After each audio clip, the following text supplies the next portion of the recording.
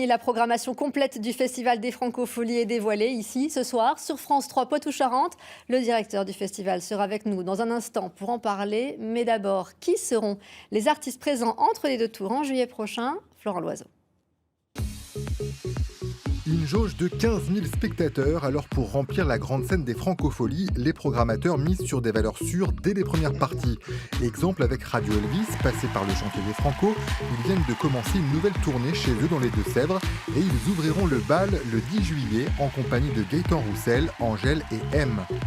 Le lendemain, Christine and the Queens pourra compter sur Deluxe pour chauffer le public, ainsi que Hocus Pocus qui a droit à une carte blanche. Le trio L.I.J. rejoint également la programmation le 13. Le 14 juillet, du populaire évidemment, 3 cafés gourmands pour commencer, suivis de Jérémy Frérot, Zazie et Patrick Bruel. Et puis on connaît désormais les premiers noms programmés dans la salle du Grand Théâtre à la Coursive, Ronan Luce, Cœur de Pirate le 12 juillet, Jean-Louis Aubert le 13. Gérard Pont, bonsoir, merci d'être avec nous en exclusivité pour évoquer cette programmation. Vous êtes le directeur de ce Festival des Francopholies. Alors, nous venons de le voir, vous préparez des soirées qui cumulent à elles seules plusieurs têtes d'affiche. Pourquoi ? Alors d'abord, ce sont des têtes d'affiche qui le sont devenues, parce que par exemple, le soir de Hayam, Colombine, Aya Nakamura, L'Homme Pâle, n'étaient pas des têtes d'affiche quand on les a programmées. Aujourd'hui, elles deviennent ils deviennent des artistes absolument populaires. Pareil, Angèle, il y a quelques mois, n'était pas aussi populaire qu'aujourd'hui. Les 3 cafés gourmands n'étaient pas aussi populaires qu'aujourd'hui. Mais c'est vrai qu'il y a des têtes d'affiche comme AIM, comme M, comme Christine and the Queen, comme Bruel, Zazie, Soprano. C'est vrai qu'on est aussi le reflet de ce qui se passe aujourd'hui en France et de ce qu'aime le public.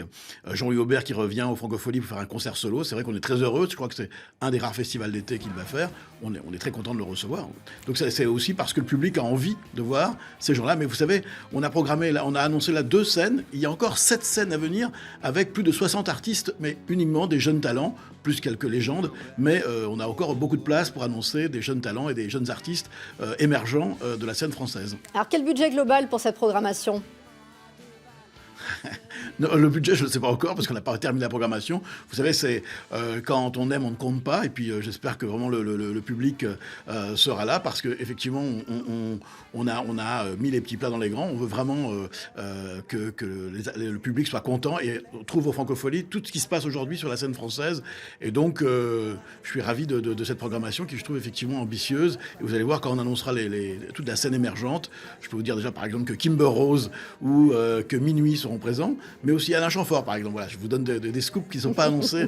Mon équipe va être très en colère parce que j'annonce des noms qui ne sont pas encore confirmés. Mais c'est voilà, pour vous dire qu'il y a encore plein de noms à annoncer. Alors, NTM l'été dernier, Hayam cette fois, longtemps à part le rap français, a vraiment gagné ses galons dans le patrimoine de la chanson française. C'est vous, en tout cas, c'est votre avis? Oui, bah ça, aujourd'hui, le rap, c'est la nouvelle variété. C'est vrai que Soprano, c'est du rap. L'Homme Pâle, c'est du rap. Aya Nakamura, ça en est aussi. Je pense que Hayam va jouer avec un orchestre symphonique, ce qui prouve bien qu'aujourd'hui, tout se mélange et tout se fusionne. Je pense qu'effectivement, c'est ça qui est bien au Franco, c'est qu'il y a à la fois M, et il y a Patrick Bruel, il y a Zazie, mais il y a aussi Hayam, il y a aussi L'Homme Pâle, il y a aussi Colombine, il y a aussi Christine and the Queen. Je pense que c'est toutes des formes aujourd'hui. Le public est très ouvert et comment dire, est curieux de toute forme de musique. Merci Gérard Pont d'avoir répondu à notre invitation. Et puis bien sûr, tous les détails sont disponibles sur notre site internet.